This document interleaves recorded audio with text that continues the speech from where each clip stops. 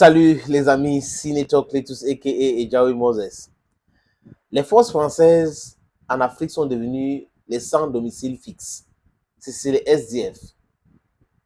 La France s'est fait humilier comme ça parce que elle a aujourd'hui les politiciens qu'elle mérite.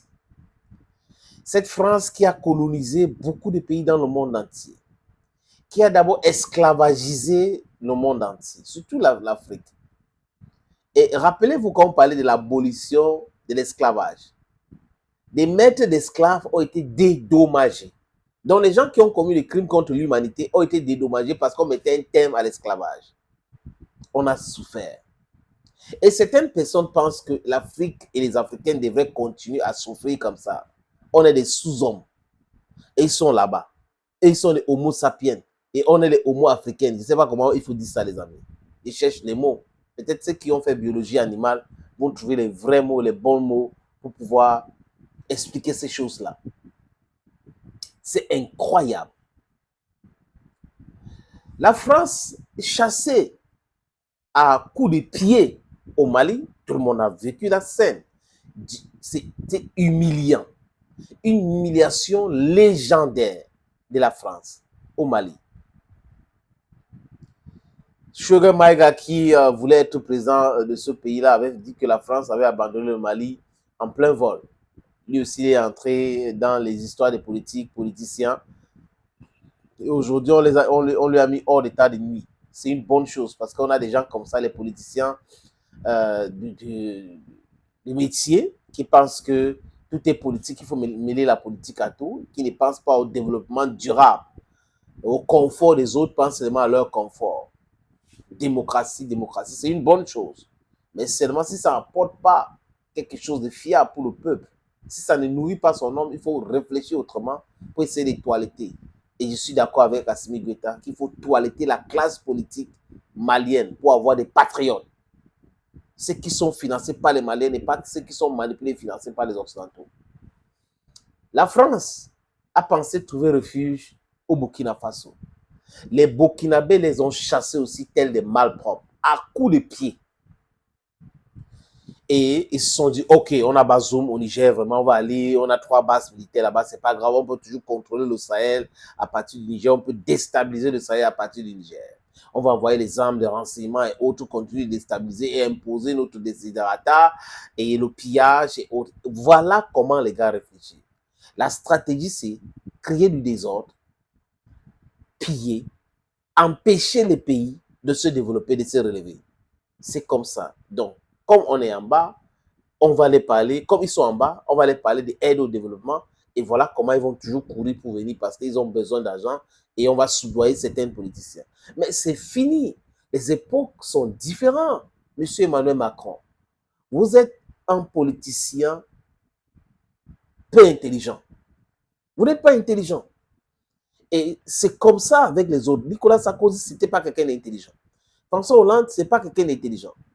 Parce que s'ils étaient intelligents, ils devraient comprendre que les choses sont en train de changer. Les temps changent aussi. Ils ne devaient pas rester dans cette narrative mensongère dont ils se mentent eux-mêmes. Et ils pensent que ça peut prospérer éternellement comme ça. It is not possible. Ce n'est pas possible. Ce n'est pas possible. Il y a le nombre de l'autre côté. On est en train de... C'est-à-dire qu'on se pose beaucoup de questions en tant qu'Africain. On ne peut pas avoir de la richesse et rester toujours pauvre. Et on se posait la question, pourquoi on ne se développe pas? Pourquoi?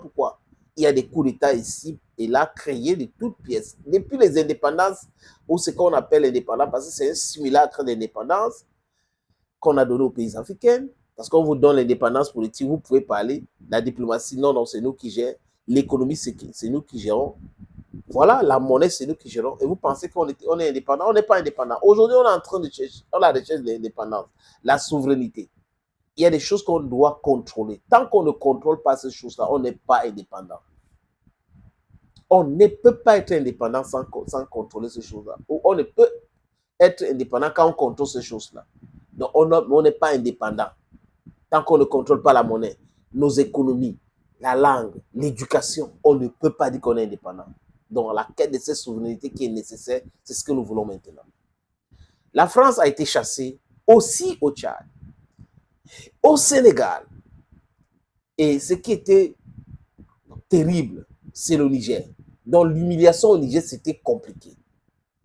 C'était compliqué. Les gars se sont dit, ok, on va se replier au Tchad. Le Tchad aussi vient de les taper dessus. Bam. Et qu'est-ce que la France est en train de faire actuellement, les amis? La France est en train de négocier avec Patrice Talon. Je n'ai pas dit avec le Bénin. Parce que Patrice Talon, ce n'est pas le Bénin. Le peuple béninois n'a pas donné quitus à Patrice Talon de négocier quoi que ce soit concernant les bases militaires. S'il y a des bases militaires au Bénin, français au Bénin, c'est le travail de Patrice Talon et Patrice Talon seul pour ses intérêts égoïstes. Le peuple béninois ne peut accepter cela. Parce que c'est un instrument de déstabilisation. Monsieur Abdurrahman Tiani doit faire très attention, c'est ce qu'il fait d'ailleurs de façon brillantissime au niveau de la frontière entre le Bénin et le Niger. Parce que c'est à travers ces frontières-là que la France veut continuer à déstabiliser le Niger pour imposer les décidérata en disant oui, on doit revenir parce que compte tenu de ceci, compte tenu de cela. Le message doit être clair. Les bases militaires françaises en Afrique sont des instruments de la déstabilisation. Et ça nous cause un tort terrible. Ça nous retarde dans notre développement économique. L'insécurité, l'insécurité. On ne peut pas développer quelque chose de fiable dans le, sur le feu. Il faut d'abord éteindre le feu. Donc on a compris le message. On éteint d'abord le feu. Et pour éteindre ce feu-là, il faut faire quoi? Il faut cantonner les bouteilles de gaz, les produits inflammables et on avance. Qui sont ces produits inflammables? Pourquoi je prends ces métaphores, les amis? C'est la France. Et ce sont les bases militaires françaises. L'autre jour, je vous ai parlé de la République centrafricaine. En République centrafricaine, la France continue de penser que c'est possible de toujours manipuler la jeunesse à travers mensonge 24. La police centrafricaine a mis la main sur 2 journalistes. Je ne sais pas si ce sont des anciens des services secrets français qui se sont transformés en journalistes aujourd'hui. Caroline Diomaye et James Stéphane arrivent en République centrafricaine. Ils mentent sur la raison pour laquelle ils sont là. Parce que officiellement, c'est pour un reportage sur l'église catholique de Bangoussa.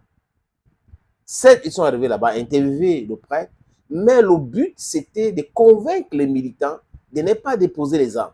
Donc, ils ont préparé les interviews, les scripts et autres.